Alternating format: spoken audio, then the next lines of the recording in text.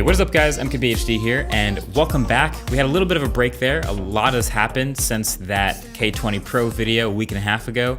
Number one, we've finished shooting Retro Tech Season 1, so it's now in the editing process, which is really exciting. And number two, the channel just rolled over 9 million subscribers, which is incredible, so thumbs up for that. And number three, Samsung just got on stage and unveiled their two new phones, Samsung Galaxy Note 10 and Galaxy Note 10 Plus. Okay, so this video is dropping at the same time as Samsung's event, but if you don't want to watch all of that, this video is for you. I got hands-on time with Samsung's two new Galaxy Notes, and I have some thoughts. So first of all, the Galaxy Note has always been Samsung's do-everything maximum overkill phone for power users, you know? But now that there's two phones, I've kind of found there's this interesting relationship between the two where the Note 10 Plus is still the do-everything phone, with one exception. But then the Note 10 is a sort of awesome phone for most people type of phone. I'll show you what I mean. So the new design, first of all, I really like it. They're leaning into this boxier look. The display goes right up to the edges. There's almost no top or bottom bezel at all, and the screen has this curve on both of the sides that really make it feel like almost entirely screen. It's super immersive, especially the corners. It gets crazy close to the corners and doesn't round them too much. So I love the way this phone looks and feels in the hand, as cliche as that sounds. But even though I kind of like the flat screens more, this is a nice phone design. It's a 6.3-inch 1080p AMOLED display on the Note 10 and a 6.8-inch 1440p AMOLED on the Note 10 Plus. And so now there's a couple of things to note that actually happened with the Note here. The selfie camera is now in the Infinity O cutout, meaning it's the hole punch in the middle of the top of the phone. Mixed feelings on this, but I don't hate it. It's a smaller area than it was in the corner of the S10, and there's usually no information in the middle of the top anyway, so I guess it's fine. And it's also kind of funny, they didn't even really try to hide the cutout at all. You see a lot of phones with the hole punches try to like hide the cutout with a nice gradient wallpaper so you don't really notice it, but not with the Note. This is the default Samsung wallpaper. Bright as hell, just embracing it, I guess. But there's also a new set of colors, one of which is this crazy psychedelic rainbow sheen that they call Aura Glow. It's kind of wild how many different colors you see in it, but also still a fingerprint magnet and will probably still be worth skinning or casing, but this color is crazy cool. And the fingerprint reader, to note, has moved quietly underneath the display glass to match the Galaxy S10. But it's not all amazing. There are some things that they've changed that aren't so great. There is no headphone jack on the Samsung Galaxy Note. The first Samsung flagship, really, with no jack. They say it's an issue with space for a bigger battery. I say, like, if you can fit an entire pen in the side of the phone, you could have fit a headphone jack. This is no longer a space issue in the phone, guys. This is a constant choice that they're making. If you haven't already noticed, it's the beginning of the end.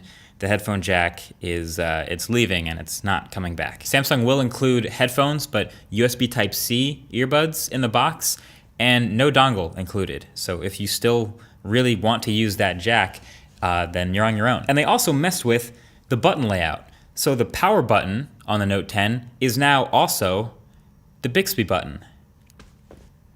Did you not think I was gonna bring that up, Samsung? So on the left-hand side, it's just the button and the volume rockers. So the whole other right side of the phone is just clean, it's blank, no buttons at all. And so that power button, if you just tap it, it does the normal wake and sleep stuff. But if you hold it for any longer, Bixby. No matter how long you hold it, this button does not turn off the phone. It will just open Bixby. To turn off the phone, you'll have to go to this new button in the notification drop-down right next to the settings button, and that'll let you decide to turn off your Note 10. I didn't get to spend enough time to see if this was remappable in the settings or if you could disable it. I'm hoping yes, but that's something I'll have to figure out when I actually get the phone for the full review, so definitely stay tuned for that. But other than that though, honestly, Note 10 and Note 10 Plus are built awesome. They're premium, they're metal and glass, it's what you'd expect. And then also, there's a camera upgrade. So you've probably noticed already by now, the triple cameras on the back. There's a 12 megapixel main camera, a 2x telephoto camera, and an ultra wide as well, which is sick. And when showing me this phone, Samsung was making a big deal out of how these new cameras are great as a pro photo and video tool. So I did notice you can record video with the ultra wide camera again, so you can get that crazy GoPro look with this water resistant phone. But they also added features like live focus during video recording, an improved super steady shot for video, so the stabilization is awesome, and this crazy zoom in mic feature, which basically is the more you zoom in the video, the more the microphone array focuses on the area in the frame, like a sort of a Spy Kids gadget from 2001. I definitely got to try this out in a controlled environment. Also, shout out to Mr. Mobile's cameraman for going the extra mile. Can't wait to see that shot in his video. But then, of course, it's not a Galaxy Note without the S Pen, and they've refreshed the S Pen again this year with a couple extra new features. Screen off memo has been one of my favorite Note features for a while now, but something they added in the Notes is they convert your handwriting to text in the background and then indexes that text. So now if you take a note with the stylus and then want to find it later, you can go up into the search in the Notes app and type the word you wrote, and it'll actually show up. That is a super cool, I think very useful feature. There's also now some new air actions for controlling the camera, like holding the button and swiping between modes, or flipping from the selfie camera to the back camera, or allegedly even twirling clockwise or counterclockwise to zoom, but I must have been doing this wrong. I honestly couldn't get it to work for the life of me. You probably need an S Pen twirling tutorial that I'm just not ready for. File these in the gimmicks folder, please. But around that, One UI on these Samsung phones is definitely gonna help on the bigger screens because of all the improvements to the one-handedness, and there's even a couple extra new features like a native screen recorder too on the Galaxy Note. But overall, yeah, it'll look similar to the Galaxy S10, as you can already see, with the flatter, colorful look we've seen for a while now. That's just One UI. Oh, and of course, how could I forget the specs? It is a flagship after all. Boom, you're looking at pretty much all top of the line, and a 25-watt fast charger that comes in the box, which is great, and a really solid battery on that Note 10 Plus. Look, the Note 10 and 10 Plus are looking like pretty great phones, but there's something I want you to notice. If you've paid attention throughout this video, you've probably noticed there's a bunch of little things that are different between the 10 and 10 Plus that push you towards the 10 Plus. And by you, I mean the power user. You know, of course, the larger screen and larger battery, that's obvious with the bigger phone, but also the Note 10 is 1080p and the Note 10 Plus is 1440p. There are 3 standard colors, but there's an extra 4th fancy blue color just for the Note 10 Plus. There's gonna be a 5G version of the Note launching later this year, and it will only be 5G for the Note 10 Plus. You max out at 8 gigs of RAM on the 10, or you can get 12 gigs of RAM on the 10 Plus. There's 256 gigs of storage on the 10, or up to 512 gigs of storage on the 10 Plus.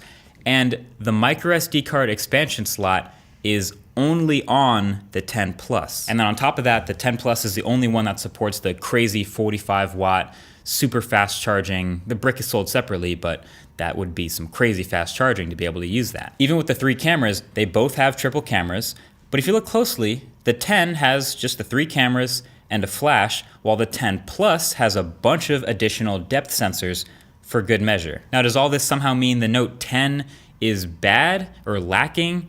No, it's still 8 gigs of RAM and 256 gigs of storage, and the Snapdragon 855 and 400 PPI, even though it's 1080p, is still great. It's more than most people alive need right now. But it's those extra little things on top of all of that, especially the battery, that big battery, that make the Note 10 Plus the king of the hill, the flagship that they want your power users to go out and spend extra on. So the Note 10 starts at $949, and the Note 10 Plus starts at $1,099. That's the gap. But here's my take.